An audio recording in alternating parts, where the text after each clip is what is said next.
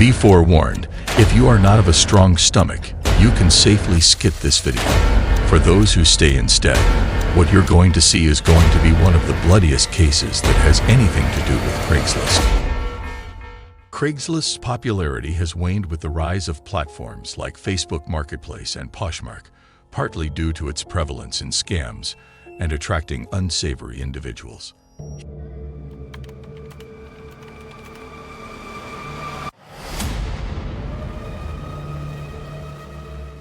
Here are 3 Craigslist ads with unsettling stories. One such ad, from Kansas City, appeared harmless at first glance, offering a free Dirt Devil Vision bagless canister vacuum cleaner. Listed in the For Sale by Owner section, the ad detailed the vacuum's working condition and indicated the need for its disposal due to the owners acquiring a new one. The address for pickup was to be disclosed upon communication. The ad included a contact phone number, which prompted Christian to express his interest via text message. He received a reply asking for his name, responded, and was introduced to Jackie.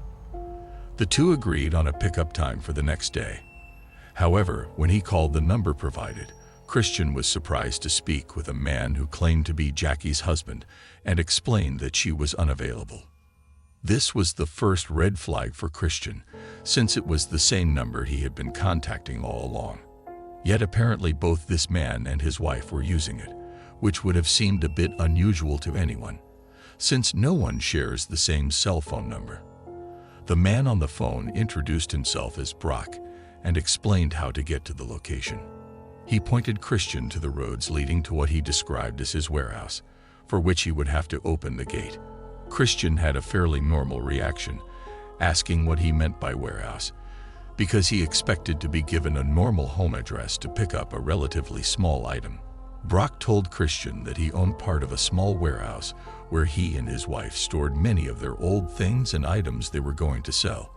He stated that he was a wholesaler, and Christian agreed to go to the indicated location at 8 o'clock near Grandview, south of Kansas City. Christian arrived at the specified location indicated by the given cross streets, which was a quiet intersection featuring unmarked buildings resembling warehouses. After parking his car, Christian located the gate where he was instructed to meet Brock upon notifying him of his arrival. Upon his arrival, the gate began to open automatically, revealing a long driveway flanked by 2 brick buildings, leading into darkness beyond. Christian attempted to contact Brock via phone call, but his calls were rejected, prompting Brock to text Christian to enter the gated area and proceed straight to the warehouse ahead. However, at the end of the driveway, the darkness was so much it obscured the view of the warehouse. So Christian requested Brock to bring the vacuum cleaner outside to the gate, but received no response from Brock thereafter. After trying to call Brock's number multiple times, eventually the calls would go straight to voicemail, likely because Christian's number was blocked. So Christian hurried back to his car and rushed home. Upon checking on the ad once he got home, the listing was taken down. Doing the reverse phone lookup, you found that the number didn't come up on any phone book websites. By avoiding going beyond that gate and into the darkness and unknown ahead, he likely avoided something terrible.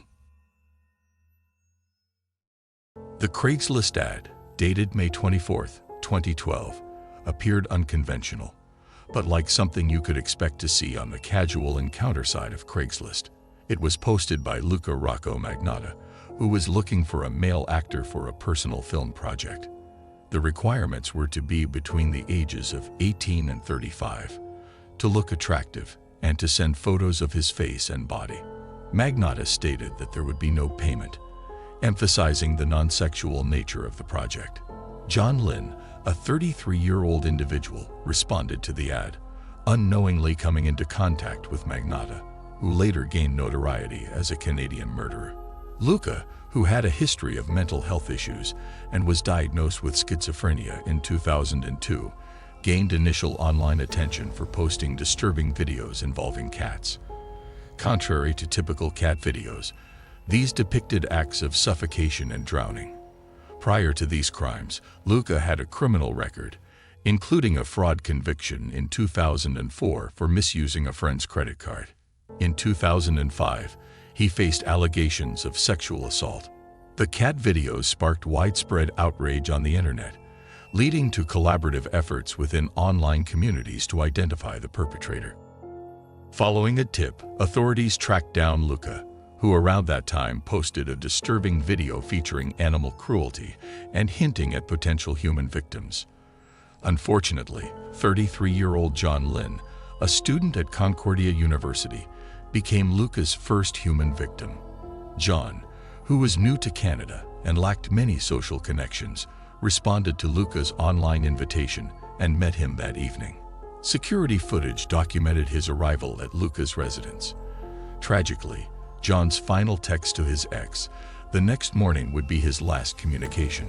Luca subsequently posted a video titled "One Lunatic, One Ice Pick," depicting the brutal murder of John, who was stabbed with an ice pick while restrained, followed by further gruesome acts and dismemberment. Several days following the video's release, concerned viewers attempted to alert authorities about the crime, but their reports were dismissed by police who believed the video to be fabricated. Meanwhile, Luca had begun disposing of the victim's body, captured on CCTV footage dumping bags into a bin while wearing the victim's t-shirt.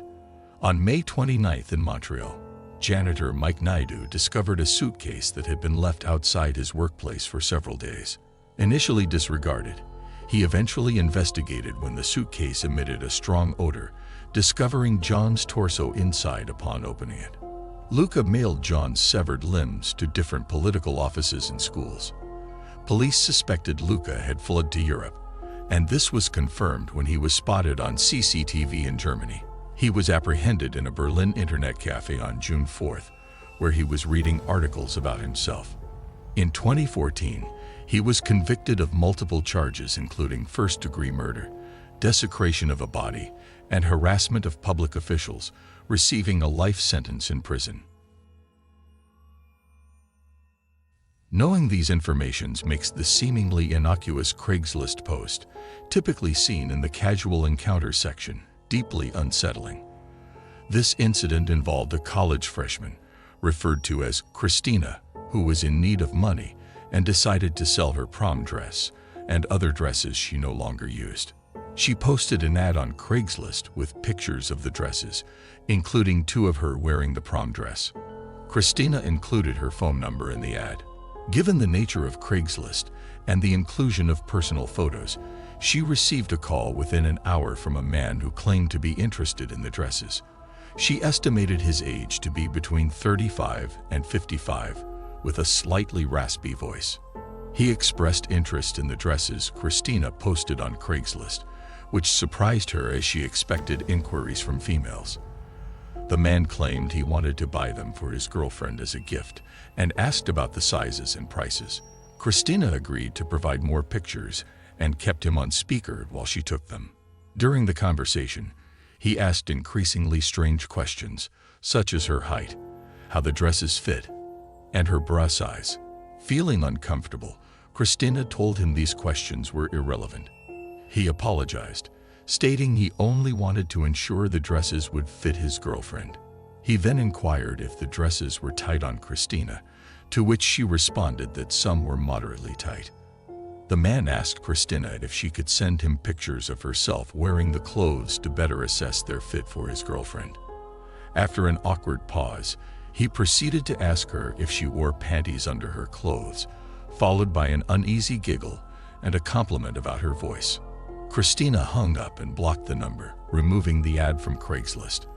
Later, however, she discovered that the caller had begun stalking her through anonymous Instagram and Facebook accounts under the name Mike Allen. A Google search for the caller's number revealed the name Michael Allen, indicating a stalking situation. Despite blocking the accounts and setting the phone to mute unknown calls, the harassment continued. One evening, Christina noticed a car parked outside her house with its lights off. Concerned, she called her father, suspecting it might be the stalker. When her father went outside, the car immediately drove off without its headlights on. Christina's father sent a threatening text to the stalker's number, and attempted to call multiple times, leaving a loud voicemail when unanswered. The stalking ceased after this, indicating that the message may have been effective. Christina took proactive steps by hanging up and blocking the stalker's number when he made creepy comments and blocking his social media accounts. However, it's challenging to prevent stalking if someone has your phone number, as it can easily lead to obtaining personal information. Therefore, it's advisable not to use your real phone number when using Craigslist or similar platforms.